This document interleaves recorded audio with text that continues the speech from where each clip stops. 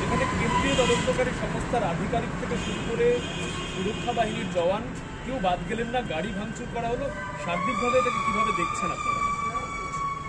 লজ্জায় মাথা কাটা যাচ্ছে যে আজকে আরেকবার আমাকে যদি বলতে হয়, এবং আপনাদের সে একই অবস্থা, বাংলার সাধারণ মানুষ আবার করে আমরা পশ্চিমবঙ্গের বাসী, এটা বলতে আমাদের সত্যি লজ্জা করছে। কারণ কি বারবার আমরা বলে এসেছি, সেই জবে থেকে এই সরকার এসেছে এবং তার আগেও 34 বছর, যে এইখানে কোনো ল অ্যান্ড অর্ডার নেই, এখানে সংবিধানকে মানা হয় না, এখানে গণতন্ত্রকে পা দিয়ে কুচলে শেষ করে দিয়েছে মুখ্যমন্ত্রী।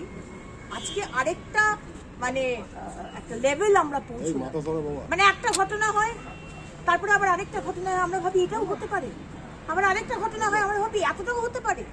আজকে যে ঘটনা ঘটলো, যে সন্দেশখালীতে যে কুখ্যাত ক্রিমিনাল সেই শাহজাহান শেখকে বাড়ির রেড করতে আজকে ইডি অফিসিয়ালসরা গেছে এবং তাদের সাথে সেন্ট্রাল ফোর্স, তাদের মাথা কাটিয়ে দেওয়া হচ্ছে, মাথা থেকে ব্লিডিং হচ্ছে, গল গল করে রক্ত বেরোচ্ছে, আর সেই গ্রামের লোকেদের মধ্যে রোহিঙ্গা ইলিগাল ইনফিল্ট্রেটার্স তারা দৌড়চ্ছে। এই দৃশ্য দেখা যায় না। আমাদের দাবি যে যারা যারা সেই জেলাতে এবং সেই ঘটনার সাথে জড়িত অফিশিয়ালস, যাদের দায়িত্ব ছিল প্রশাসনিকভাবে পুলিশের কর্তারা যারা রয়েছে, তাদেরকে সাসপেন্ড করা হবে এবং তাদের ওপর এবং পুরো ঘটনার ওপর এনআইএ তদন্ত হোক। আজকের ঘটনাতে রোহিঙ্গারাও ছিল। কোথা থেকে রোহিঙ্গারা আসছে, কারা এরা, যাদের এত দুঃসাহস যে আজকে ইডি অফিসিয়ালসের ওপর অ্যাটাক করার? সুতরাং আমরা আর বরদাস্ত হচ্ছে না। আর মমতা ব্যানার্জি, আপনি যদি ভেবে থাকেন এই ধরনের ক্রিমিনালসদের, আমরা বলতো যে আমরা ক্রিমিনালসদের চালনা করি, এখন মমতা ব্যানার্জি চালিত হচ্ছেন এই শাহজাহান শেখ এই ধরনের ক্রিমিনালসদের দ্বারা। এবং মমতা ব্যানার্জি যদি ভেবে থাকেন যে উনি এইভাবেই তাদেরকে আশ্রয় দিয়ে এইভাবে পশ্চিমবঙ্গকে চালাবেন, you are very wrong madam. Trinamool বলছে যে আপনার এই বক্তব্য, কিন্তু তৃণমূলের পাল্টা বক্তব্য হচ্ছে যে এক্ষেত্রে প্রভোক করা হয়েছিল, তাই জন্য গ্রামবাসীরা স্বতঃস্ফূর্তভাবে প্রতিবাদ। চুরি করবেন, গরুর স্মাগলিং, টাকা পয়সা স্মাগলিং, আর কি স্মাগলিং বর্ডার থেকে এই লোকটি করে, আর তার জন্য যদি ইডি রেড করতে যায়, তার জন্য সেটাকে প্রভোগ করা হচ্ছে। এইটাই তো হয়ে এসছে।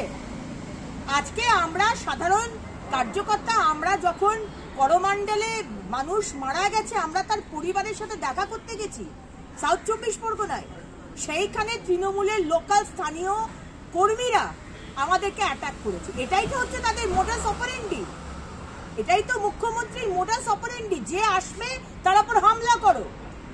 কিন্তু মমতা ব্যানার্জি পশ্চিমবঙ্গ ভারতবর্ষের বাইরে নয়। আপনি যদি মনে করে থাকেন যে আপনি সংবিধান মানবেন না, আপনি কোনো আইন শৃঙ্খলা মানবেন না, আপনি কোনো ডেমোক্রেসি মানবেন না, আপনি যা খুশি তাই করবেন আপনার পুলিশকে দিয়ে আর আপনার ওই গুন্ডার ক্রিমিনালসকে দিয়ে, ইউ ভেরি রং।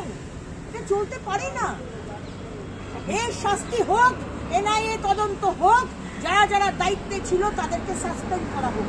আপনি কি বলতে চাইছেন যে মমতা বন্দ্যোপাধ্যায় অবগত রয়েছে এই যে গ্রামবাসীদের আটকানো প্রভোকেশনের? পশ্চিমবঙ্গে একটা গাছের পাতা নড়ে না মমতা ব্যানার্জির পারমিশন ছাড়া।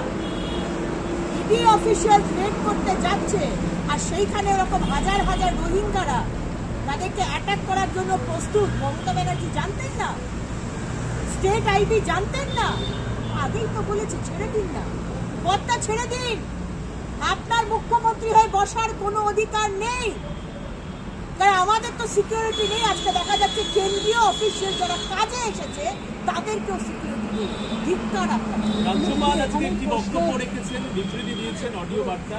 সেখানে তিনি উল্লেখ করছেন যে রাজ্যে জঙ্গল রাজ চলছে, রাজ্যের আইন শৃঙ্খলা পরিস্থিতির অবনতি ঘটেছে সেটা সহ্য করা ইম্পসিবল হয়ে যাচ্ছে। কি বলবেন? রাজ্যপাল যে কথাটি বলছেন সেটা সাধারণ মানুষের কথা বলছে, বাংলার মানুষের কথা বলছে, তো আলাদা কিছু নয়। প্রথমবার তো হচ্ছে না। এই রাজ্যপাল আসার আগেও হয়েছে। ধনখড়জি বারবার টুইট করেছেন, বারবার প্রতিবাদ করেছেন, আমাদের এই রাজ্যপালও তাই করছেন, এবং করছেন বলেই আজকে বারবার এই মমতা সরকারের মানে গালাগালের মুখে পড়তে হচ্ছে, তাকে ছোট করা হচ্ছে। আজকে যে কথাটা উনি বলছেন সেটা সাধারণ পশ্চিমবঙ্গের মানুষের কথা। অভিজিৎ গঙ্গোপাধ্যায় তিনি বলছেন যে এই রাজ্যে যদি এরকম পরিস্থিতি ঘটে, গণতন্ত্র কোথায় গেছে, সংবাদ মাধ্যমটি এখানে আক্রান্ত হতে হচ্ছে।